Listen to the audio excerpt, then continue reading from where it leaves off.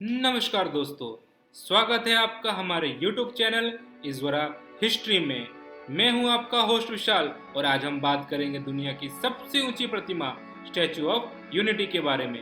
दोस्तों, इस वीडियो में मैं आपको बताऊंगा स्टैचू ऑफ यूनिटी की कुछ ऐसी इंटरेस्टिंग बातें जिसे सुनकर आपको भी अपने भारतीय होने पर गर्व महसूस होगा। तो आइए सबसे पहले हम बात करते हैं इसके लोकेशन के बारे में।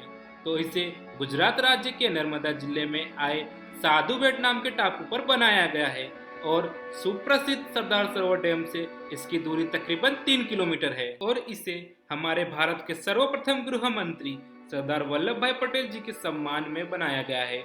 दोस्तों, आपके मन में भी कभी तो ये सवाल आया होगा कि सरदार वल्लभ भाई पटेल जी ही क्यों, जिनको ये सम्मान प्राप्त हुआ। तो दोस्तों, 15 अगस्त 1947 को हमें अंग्रेजों से आज़ादी तो मिल गई थी, लेकिन उस वक्त हमारा प्यारा भारत देश सैकड़ों अलग अलग रियासतों में बटा हुआ था, जिसे एकजुट करने का सबसे महत्वपूर्ण कार्य सरदार वल्लभ भाई पटेल जी ने बहुत ही सहजता से किया था।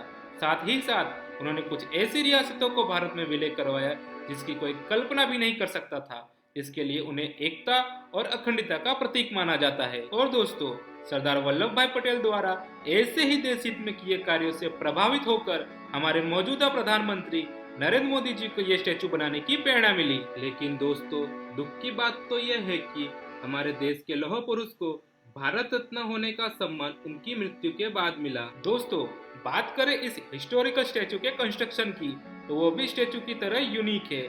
जैसे स्टैचू को बनाने के लिए देश के अलग अलग भागों से आए बहुत सी प्रतिमाओं का अभ्यास करने के बाद स्टैचू ऑफ यूनिटी की टीम ने पद्म भूषण से सम्मानित मूर्तिकार श्री राम सुतार जी की डिजाइन को अप्रूव किया था और इसे बनाने का कार्य सरदार वल्लभ भाई पटेल जी की 138वीं जन्म जयंती के दिन प्रारंभ किया गया और इस स्टैचू का construction Larsen and Toubro limited नाम की कंपनी ने 3000 वर्कर्स और 250 इंजीनियर्स की सहायता से तकरीबन 33 महीनों में पूर्ण किया था। दोस्तों, स्टैचू को बनाने में लगभग 18,500 मैट्रिक टन स्टील और 17,000 मैट्रिक टन सीमेंट का उपयोग किया गया। फिर स्टैचू पर कॉपर प्लेट से कोटिंग की गई और इसे बनाने में तकरीबन 3000 करोड़ भारतीय रुपयों की लागत आई थी। और फिर वो ऐतिहासिक दिन आया जब हमारे भारत के माननीय प्रधानमंत्री श्री नरेंद्र मोदी जी ने सरदार वल्लभ भाई पटेल की 143वीं जन्म जयंती के मौके पर इसका इनॉग्रेशन किया। दोस्तों, स्टैच्यू ऑफ यूनिटी की टोटल हाइट 240 मीटर है, जिसमें स्टैचू की हाइट 182 मीटर और इसके बेस की हाइट 58 मीटर है, जो कि इसे पूरी दुनिया में एक अलग पहचान दिलाती है। और दोस्तों, एक अमेजिंग फैक्ट तो ये है कि गुजरात राज्य की विधानसभा में भी 182 सीट से और यहीं से इस स्टैचू को 182 मीटर बनाने का ख्याल आया। क्यों, है ना काफी इंटरेस्टिंग। और अगर हम स्टैचू ऑफ यूनिटी की तुलना विश्व की कुछ अन्य स्टैचू से करें तो the spring temple of Buddha से स्टैचू ऑफ यूनिटी लगभग 29 मीटर ऊंची है। इतना ही नहीं दोस्तों, न्यूयॉर्क में बनी स्टैचू ऑफ लिबर्टी से इसकी ऊंचाई लगभग 2 गुनी है।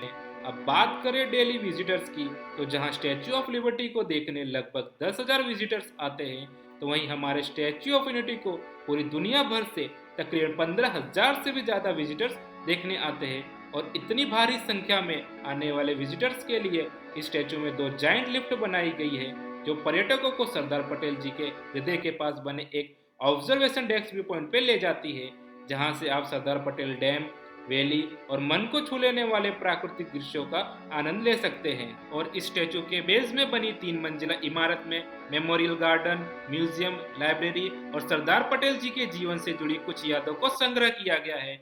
और ये पूरा प्रोजेक्ट 20,000 स्क्वायर मीटर में फैला हुआ है, जो कि तकरीबन 3 फुटबॉल ग्राउंड के बराबर है। और दोस्तों, इस स्टैचू को कुछ इस तरह से बनाया गया है कि यहाँ 180 किलोमीटर प्रति घंटे की रफ्तार से आने वाली तेज हवाओं को और 6.5 रिएक्टर स्केल से आने वाले भूकंप को आसानी से झेल सकता है, जो इसे सही मायनों में एक लोखंडी प्रतिमा बनाती है। लेकिन दोस्तों, स्टैचू ऑफ यूनिटी के साथ कुछ विवाद भी जुड़े हैं। जैसे इस प्रोजेक्ट को बनाने में स्थानिक गांव की जमीनों का समावेश किया गया है, जिसके कारण इस प्रोजेक्ट को विरोध का भी सामना करना पड़ा था।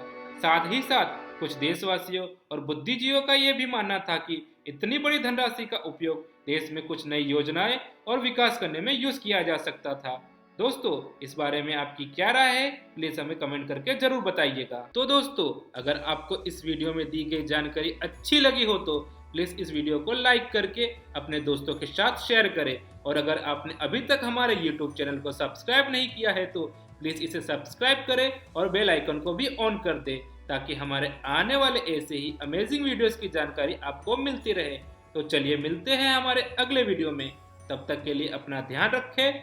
जय हिंद।